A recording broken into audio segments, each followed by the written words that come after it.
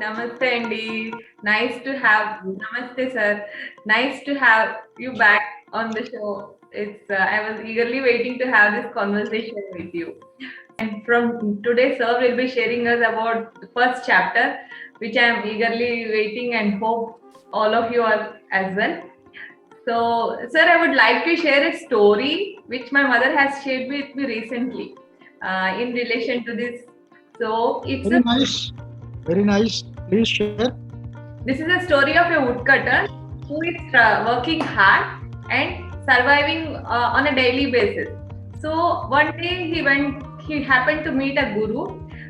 Meeting him, he said like, I'm struggling for a living. I'm working hard, but this doesn't make me happy or satisfy my daily needs.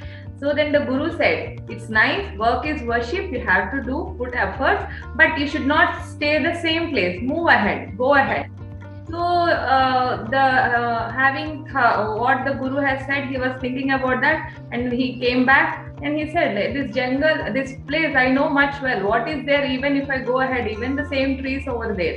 But having faith in the words of the guru, he went ahead and he did the same work as he used to daily cut the wood and went. And when he went to this to sell them, they happened to be the sandalwood. That's it. They said this values a lot. This is not a normal plant, and then he got more money with that. So he was so happy. He was having a better living than earlier. But still the same. When he went and told the guru, he said like, nice, good, you're progressing. Move ahead. Then he was still again he was doing the same work. He went, and while he was working, one day he fell down the tree, and when he fell in the pit, he saw something shining.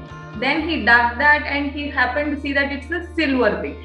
So then he went into those things, and then his earning has even more raised and he had a better living. So when he was still working hard, then he happened to go about the same way. Whatever his guru was telling, he was following. He's moving ahead, working hard, putting his efforts, and then he came across gold mines. Then few gems which are not normal gems, but when polished were precious gems. So that way he got a better way of living. He was very happy. He was having all the luxuries, material luxuries and all in the world. So he went and told his guru, with your guidance, I've started and I'm on a better place now. I'm really thankful. Then the guru said, move ahead. What else I don't need? I'm tired of all these luxuries. I am having enough food. The same food I used to eat then, having it now. Same food, that same quantity. Why I don't have better peace of mind or sleep these days? What for I should struggle more? Then the guru said, that is what you have to go ahead, then you will know your true self. So in that way, then he understood the real happiness is in not this material happiness, but knowing our true self. Normal level of this story, but inner depth of this story even tells that in Bhagavad Gita, I was told that every chapter as we learn the significance of that, we are going much ahead and going more to know the true self, like you have mentioned rightly in the last episode. So I'm thankful to have this conversation with you, and nice, sir. So are we going to know more about the first chapter today, sir? Yes, definitely. You have kickstarted the meeting with a beautiful story to people to know that the entire Bhagavad Gita is to know ultimately about your true self. Very relevant, very relevant. We'll go ahead with your questions first. Please ask me. Sir, this first chapter is named as Arjuna VISHADA Yoga. So what is the significance of this name? Does Vishada is also a yoga? Yeah, very interesting. No, there are two things here. One is the Vishada, another is Arjuna's Vishada. So many commentators also, many eminent commentators also miss this chapter and go directly to comment from Samkhya Yoga. thinking that this is not of much significance. But there is all the significance because as your story kickstarted this conversation. Bhagavad Gita kickstarted with Vishada Yoga. Now there are 3-4 people. Dhritarashtra Bhuvacha, Duryodhana Bhuvacha, Sanjay Bhuvacha in between, then Arjuna Bhuvacha. 4 people are there. Why not? They are not saying that it is Vishada of Dhritarashtra first, then Sanjaya or Duryodhana. They left all these 3 people going directly saying Arjuna Vishada Yoga. What is the significance? They all have Vishada. Dhritarashtra has his own Vishada because he is very much afraid that his sons may not win. And coming to Duryodhana, he is always afraid of Pandavas. And Sanjaya, leave him. He sees things as they are. He is not into any Vishada. Now, there are people, even now you see in the society, there is so many Vishadas. One youth got a seat, completed his studies, did not get proper employment. He is in Vishada. And the third one, a youth who is employed, didn't get married to a girl who of his choice. Then somehow another person married and happy for some time. They didn't get children. These days the problem is not getting children. And got children, another couple, problems with all the children. So many problems with children. Like this, there are several Vishadas. Now Vishada means despondency, or to be very clear, depression. People get into depression for various things. Now Arjuna's Vishada or depression is not a normal Vishada.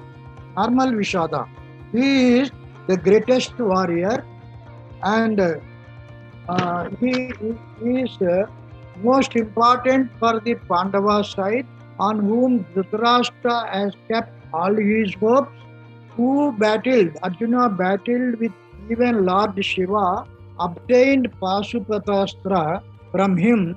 Such a person gets into Vishada at a wrong time.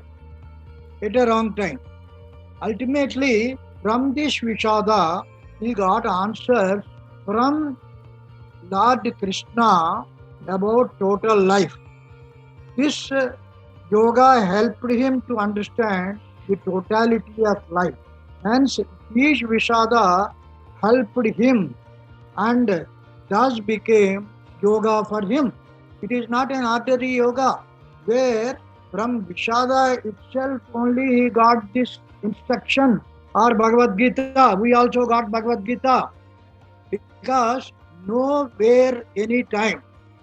Because Arjuna and Krishna were together for a long time, but he never gave the message of Bhagavad Gita. It is at the right time when he got into Vishada, that was the appropriate time.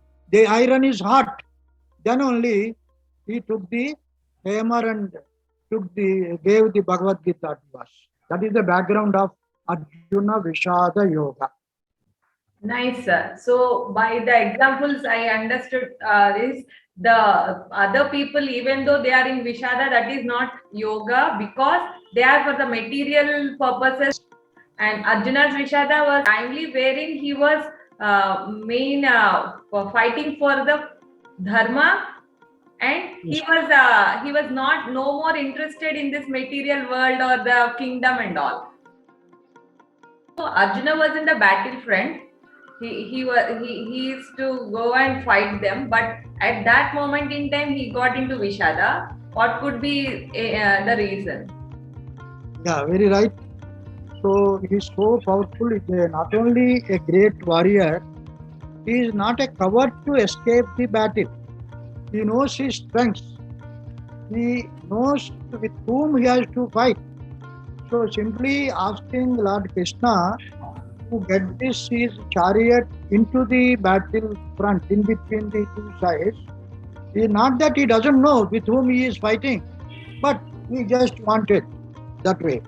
And Lord Krishna, what he did, instead of putting the chariot somewhere else, he put straight on the face of his grandfather whom he loved so much, and also his gurus, Drona and Kripa, and his dearest friend Ashwatthama.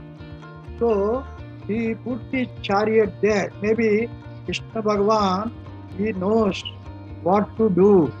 He put straight into these against these people. Had he put the chariot against Duryodhana, Dushasana, or any other Karna, or any other common people, Arjuna would not have got this mamakara. Now coming to this, he got mamakara, my own grandfather, my own gurus, my own dearest friends. So that way he got into mamakara to simply this is a type of emotional problem. Now it is easily understood.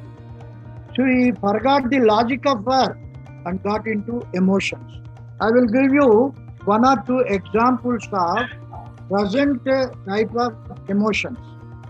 Actual incidents I will relate for the people to understand.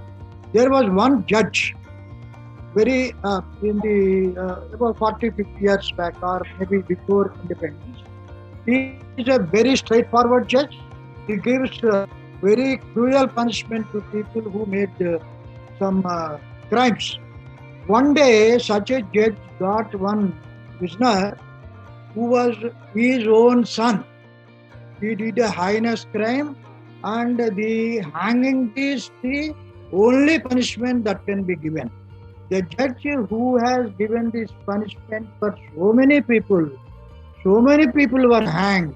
Now he got into mamakara, saying that hanging is very bad, this should be taken away, this should be scrapped, people should be given time to reform, people will reform, all that. Why? What he got all the while, he punished so many people. Here he got mamakara, my own son. Second one, I will tell you, very interesting, it happened in our bank. There was a branch manager in the branch. One day, he is in a village branch, and because he was posted in village, family is kept in the city. So he got a message through a phone that his only daughter went away and married an intercaste, her own, without informing the parents. He got this message. Within a few seconds, he collapsed in his own chair. Now see, he got so many messages from in the bank through the phone. His field officer has got a problem, son involved in an accident, and so many things. Just passed on the message to the field officer or to the clerk. Anybody, just like that, he never felt anything. Now, many daughters are marrying like this. Many daughters are marrying like this. Had another branch manager who got this message, what he would have done, fully took it. Okay, my daughter has to get married, it is delayed. She selected her own husband, very nice. Now my responsibility is over. That kind of reaction also can be there. It need not be affected. But this fellow affected because my own daughter has done this. Mamakara. Contrary to this, there was an excellent incident I should relate, that is Tanguturi Prakasham Pantulu. He was a great barrister. He was arguing a case, very serious case. Very serious case. The judge was a Britisher. He was arguing, in between he got a telegram. Those days, telegram means some serious message that is almost death. So Prakasham Pantulu Garu just saw the telegram for a few seconds, put it in his pocket and went on arguing, and he saved his client.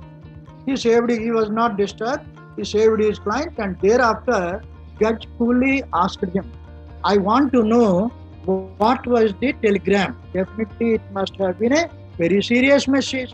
Yes, I got this message, my wife expired. Then the shock words for the judge, not for him.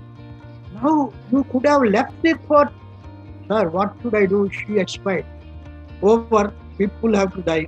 Now I don't want to leave the client who may die because hanging if I leave the argument. So he did not lose his cool. He did not get into emotion. He was very logical.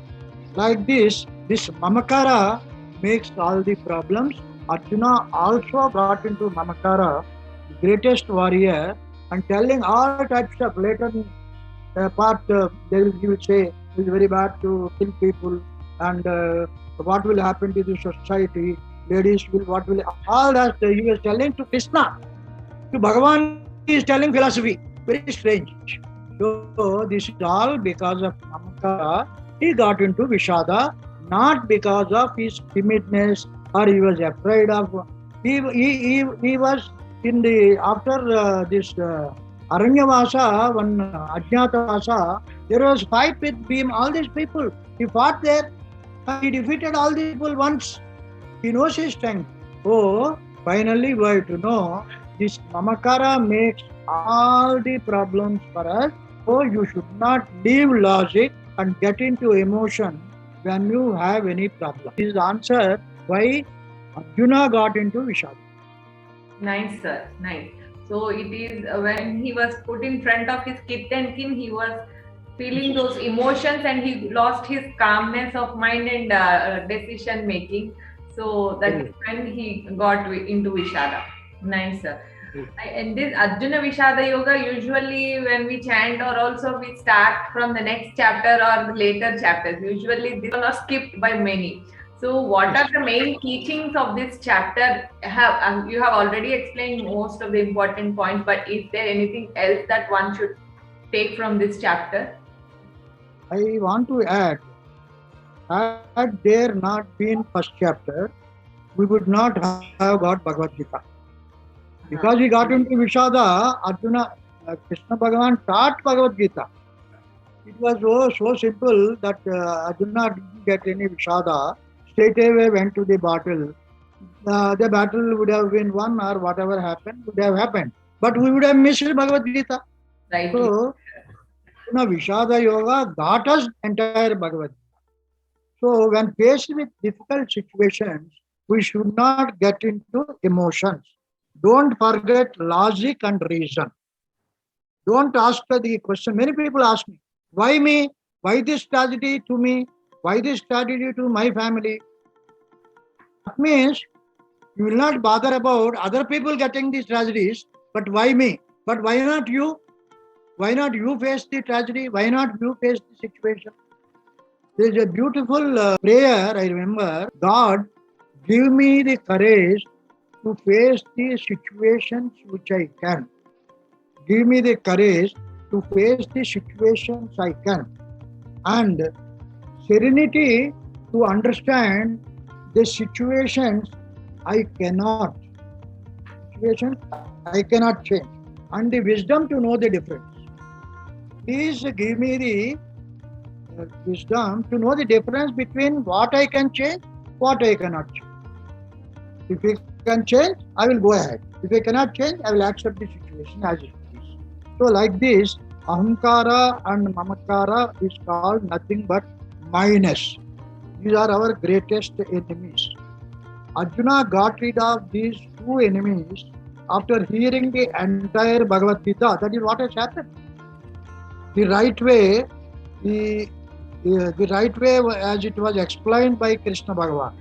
Now, if we also try to understand Bhagavad Gita in the way it was explained, we will also get the answer for fulfillment of our life and we can get out of all situations, good or bad. It is only our interpretation. Like I told you, the branch manager who interpreted it as a tragedy and another branch manager who welcomed it. There is the difference. Situation is only one. See, who killed this branch manager? Very, very interesting. Who killed this branch? Is it the person who conveyed the message who killed? And is it the telephone which is working? Because normally, rural places, the telephone doesn't work most of the time. It is working. It is the telephone who killed him. And is it the message? And is it the person's reaction to the message? What killed him? It is his reaction. So ultimately, this Mamakara is we have to get over, the minus we have to get over, and we have to finally see things as they are. accept situations. Don't keep quiet. Change the situations if you have the courage and the capacity. Otherwise, accept the situation, learn from the situation. So that will give a great solace to us. And this is how we have to enter into Bhagavad Gita. And this is the kickstart. I like the word kickstart in the Bhagavad Gita. Anything else, Shanti? Nice, sir. Nice. This is the main key takeaway, that we should maintain our pleasantness of mind, even and not get disturbed by the emotions, and then we'll be able to take right decisions in the right time. I came across a quote, if I can share that. If we like someone, we exaggerate them in our mind. If we don't like someone, we exaggerate them in our mind. So, and when we exaggerate them in our mind, we lose our sense of decision making, or perceiving the things in the right way, which lead us to problem. So this somewhere I can correlate that. So we should be pleasant, and that it's really one of the things that we should be practicing daily. And nice knowing this through many examples you have given, sir. It's clearly understood. I hope everybody have enjoyed this session. So Arjuna Vishada Yoga, which is leading towards yoga. Nice knowing the details, sir. Thank you so much for the time and lovely explanation. Waiting to have more such conversation as usual. Om Tat Sat. Thanks. Om, that's it.